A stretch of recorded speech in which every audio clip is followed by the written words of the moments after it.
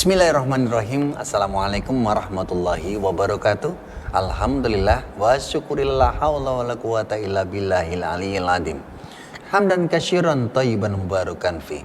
Asyhadu an la ilaha illallah wahdahu la syarikalah wa asyhadu anna Muhammadan abduhu wa rasuluh. Allahumma shalli ala Muhammad wa ala alihi wa sahbihi ajmain. Amma ba'd.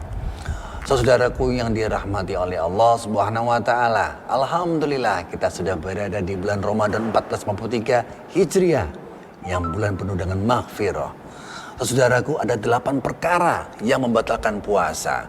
Yang pertama adalah sengaja memasukkan sesuatu ke dalam tubuh, memasukkan obat ke dalam kubul dan dubur, itu yang kedua. Yang ketiga adalah sengaja muntah. Yang keempat adalah melakukan hubungan suami istri. Yang kelima adalah keluarnya nutfah atau air mani atau sperma ya teman-teman ya. Dan keenam adalah haid dan nifas. Yang ketujuh adalah gila. Dan kedelapan adalah murtad. Nah, saya akan jelaskan satu persatu. Yang pertama adalah sengaja memasukkan benda ke dalam tubuh kita. Nah, tubuh kita tuh ada yang memiliki lubang atau jauf namanya ya, yaitu telinga, hidung, dan mulut. Telinga itu ada batas awalnya, yaitu batas awal yang tidak terlihat, yaitu adalah gendang telinga. Sedangkan mulut itu adalah batang tenggorok ya. Dan yang ketiga adalah hidung, yaitu di mana ada pangkal insang ya, itu sejajar dengan mata. Nah, ketika itu ada benda yang masuk ke dalam sana, maka itu bisa dikatakan puasa sudah tidak sah. Yang kedua adalah memasukkan obat ke dalam kubul. Kubul itu adalah tempat keluarnya air seni, dan dubur adalah tempat buangnya kotoran atau BAB. Nah, biasanya adalah kondisi orang-orang yang sakit ya. Orang yang sakit itu untuk kubul itu biasanya adalah dia memasukkan kateter urin. Sedangkan untuk yang dubur itu biasanya untuk orang-orang yang susah BAB, itu memasukkan obat untuk mengencerkan. Atau dengan orang-orang yang ambeien itu harus dimasukkan sesuatu obat. Dan itu ketika obat masuk ke dalam dubur itu, maka puasanya tidak sah. Yang ketiga adalah sengaja muntah. Nah, bagaimana dengan yang tidak sengaja muntah? Nah, kalau tidak sengaja muntah, itu biasanya ketika dia muntah itu kan masih ada rempah-rempah di dalam mulutnya. Ketika itu ada yang tertelan sesuatu itu ke dalam pangkal tengkorak, maka tidak sah. Tapi selama tidak, maka puasanya masih sah.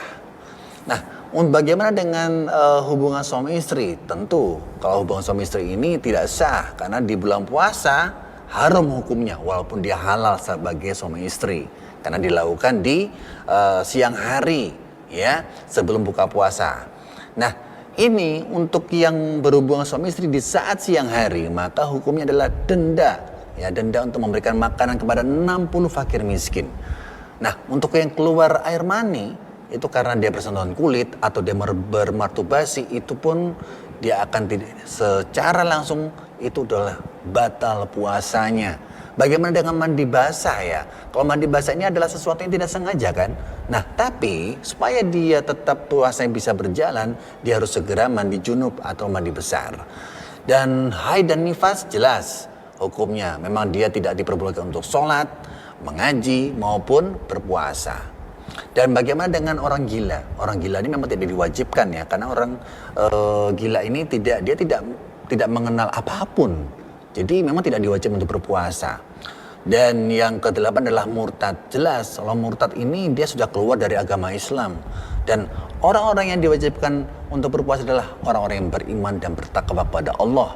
Nah itu, ketika dia murtad berarti dia sudah tidak diwajibkan untuk berpuasa. Dan puasa memang tidak lagi mampu untuk memberikan amal jariah buat dirinya sendiri. Begitu. Baik, itu saja yang perlu kami sampaikan. Jazakumullah khairan wa katsiran. Wassalamualaikum warahmatullahi wabarakatuh.